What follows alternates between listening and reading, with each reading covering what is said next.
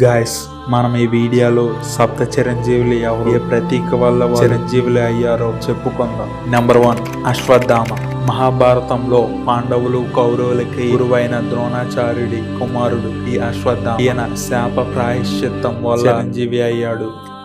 Number 2, బలి చక్రవర్తి. ఆ మహావిష్ణువుకి ఎంతో ఇష్టమైన భక్తుడైన ప్రహ్లాదుడి మనవడు ఈ బలి చక్రవర్తి. ఈయన ప్రతీకలు భక్తి, త్యాగం, వినయం యొక్క ప్రతీకలు.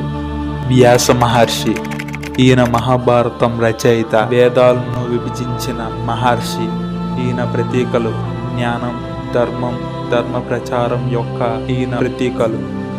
నెంబర్ 4, హనుమంతుడు రామాయణంలో ఎంతో ప్రధాన పాత్రను పోషించాడు. అయితే వాయుదేవుడి కుమారుడు హనుమంతుడు శ్రీరాముడికి భక్తుడు. శ్రీరాముడు నా పేరు ఉన్నంత వరకు నీవు జీవించి ఉంటావు అని వరమిచ్చాడు. ప్రతీకలు శక్తి, భక్తి, సేవాభావం యొక్క చిహ్నం. నెంబర్ 5, విభీషణ్. రావణుడి తమ్ముడు, ధర్మపరుడు, రాముడి పక్షాన నిలిచినవాడు విభీషణుడు. ప్రతీక ధర్మం, నిజాయితీ యొక్క ప్రతీకలు. నెంబర్ 6, కృపాచార్య. మహాభారత యుద్ధంలో గురువు. ఆ యుద్ధంలో బతికిన కొంతమందిలో ఒకరు. ప్రతీక జ్ఞానం, గురుతత్వం, నిత్య జీవితం యొక్క చిహ్నం. నెంబర్ 7, పరశురామ.